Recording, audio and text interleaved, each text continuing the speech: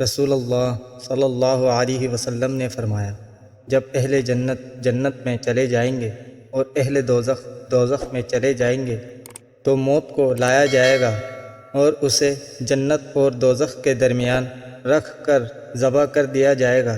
پھر ایک آواز دینے والا آواز دے گا کہ اے جنت والو، تمہیں اب موت نہیں آئے گی، اور اے دوزخ والو، تمہیں بھی اب موت نہیں آئے گی۔ اس بات سے جنتی اور زیادہ خوش ہو جائیں گے اور جہنمی اور زیادہ غمگین ہو جائیں گے۔ رسول اللہ صلی اللہ علیہ وسلم نے فرمایا کہ اللہ تعالیٰ اہل جنت سے فرمائے گا، اے اہل جنت والو۔ جنتی جواب دیں گے، ہم حاضر ہیں اے ہمارے پروردگار، تیری سعادت حاصل کرنے کے لیے۔ اللہ تعالیٰ پوچھے گا، کیا اب تم لوگ خوش ہوئے؟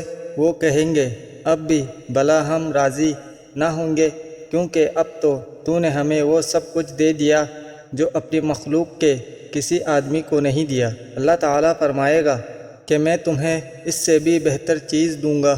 جنتی کہیں گے، اے رب، اس سے بہتر اور کیا چیز ہوگی؟